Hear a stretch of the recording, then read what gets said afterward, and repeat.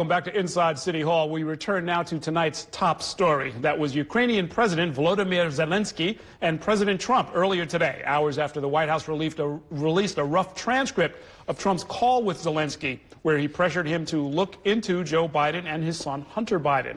And the president has spent the entire day denying any wrongdoing. You just heard a little snippet of it. Joining me now to talk more about this is our Wednesday panel. Christina Greer is a political science professor at Fordham University and a co-host of the podcast FAQ NYC.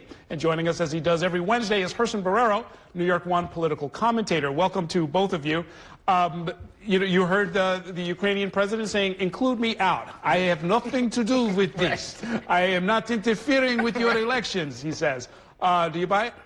That's a rough question. I mean, I think that he's put in a precarious position because, you know, it's come out that he thought that only one side of the transcript would be exposed to the American public. I mean, I really did think that he would say, you know, my name is Bennett and I am what do you say? Not in it, right? But, you know, we do know that our president likes to put people just on the spot, and we know that he's getting more and more nervous as he gets deeper and deeper into essentially admitting crimes against the United States government, and then as he's called on it, sort of trying to create smoke and mirrors about something else.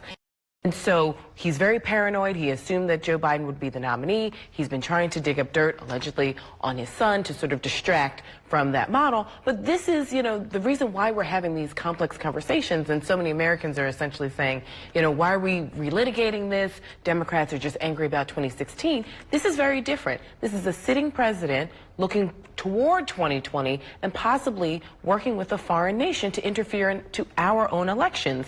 And I think that's the piece that the president doesn't understand. And we're going to see Republicans in Congress have to sort of stand up to say whether or not they support the president or the American government. To answer your question, like most New Yorkers, most loyal viewers throughout the land here in the nation, they believe him more than they believe Donald Trump. I can assure you of that. So he said it in a way with everything that Christine has said, and the professor is right, it's everything that's here, but here are the 5 pages, unclassified. You look through this, and for the man to then try to spin this into the fact that there's nothing here that could be grounds. By the way, the key word here is bribe. I'm not a constitutionalist. You're an attorney, you're a professor of politics, you know the Constitution, but I can bet you that I've read the Constitution of the United States of America more than Donald Trump, and I know the section of impeachment pretty well because we've all reread it in these days, and the word bribe is in there. There is implied bribe here. And as you know, and is that correct, Professor? So therefore, he can spend all he wants. He, instead of taking a bow for all the great things in all the countries that he met with, including some that he would in South America that he talked to, he should have spun it that way. He decided to go on the defensive, and everything is a lie, it's a hoax, it's a witch hunt. This man is sick. Well, he topped it off in the little clip that we played with his favorite little Jedi mind trick. He says, you know that there's nothing wrong here. You know that up is down. What's the problem here? Quite the contrary. I think that the more, and don't look at this by itself, even though you should, because this is what prompted the impeachment process, as I remember the Nixon years, and it's different from now. I think it's even going to be more rapid now and more evidence based on the work that journalists have done, including the Washington Post, who's documented a lot of his misquotes, the Mueller report, the New York Times, and others. So I think that he is just completely out of it. I don't think he's read the section of impeachment in the Constitution. Professor, we saw earlier this week, I think the number was 140-odd, 145 Democrats who said they were in favor of impeachment. Last I looked, it was well over 200 and edging closer and closer to 218. Right. By the time this airs, we might even have exceeded that, the magic number. I looked right before we came on air, it's 213, and the magic number is 218. And essentially, we know that Nancy Pelosi knows how to corral her caucus, and she will get all Democrats on board. We can pretty much assume that it'll be a partisan divide, the same way we saw it in 1998 with Bill Clinton. And so the thing is that we have to remember about impeachment, and so many Democrats who were so aggrieved by this president and his egregious actions, I mean, from day one. And so it seems like this constant onslaught. But the Democrats voting to impeach this particular president is just but one step. We know that the way it's laid out in the Constitution, it's the Senate that would actually prosecute, and we know that Republicans control the Senate. So we'll see something that we probably saw in 1998. One party will vote to impeach, and so Donald Trump will be impeached by the Democrats, and then the Republicans will vote not to punish said president, and he will possibly remain in office. What I think could be a dream scenario for Democrats, and we don't know if this will happen, is if at least one Republican senator needs to stand up for this nation and say, you know what, this is a bridge too far. Well, this is treasonous. And once that starts, then we might see some sort of waterfall. But thus far, we haven't seen it. That's fan fiction as far as we're concerned. That's not much. I mean, but I think they're defending, what, 34 seats, 36 seats? The Republicans have a pretty steep climb if they want to keep their very slim 3-seat majority in the Senate. They're under a lot of pressure and a lot of seats.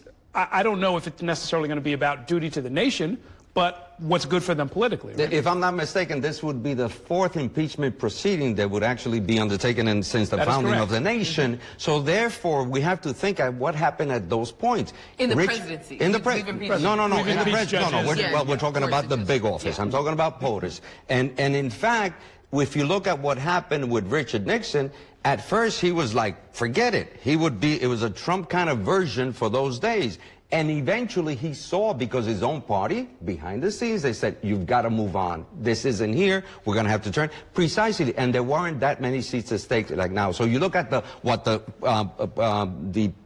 actual map was in terms of what the risk was for them. And I think this is very close. The level of support and the dislike for this Trump, for this president is clear. I think Republicans are going to jump even sooner to say, we have to move, you got to move on. He's not going to, and I think impeachment will proceed with more support from Republicans than I think that people will predict or even think about. I saw at least one scenario where somebody offered, not as a prediction, but as a possibility, that there are some Republicans in the Senate whose first and only step away from the president will be casting a vote to have him removed, if it does come to that. But that's pretty far down the road.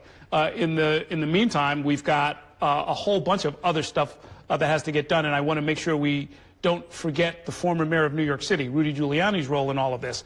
He is front and center in that letter.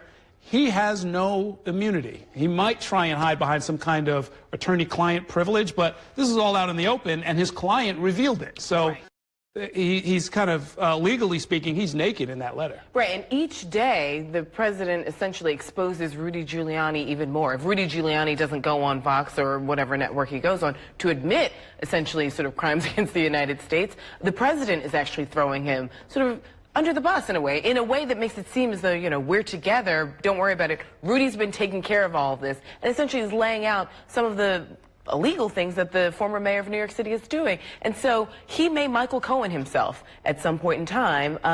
Well, that in fact is the remarkable thing. Like, what happened to his last lawyer, right? Exactly. His last lawyer is eating bologna sandwiches. Well, let's look at precedent. Right? I mean, the vast number of people who have worked for the president of the United States, number 45, are in prison or unemployed or unemployable.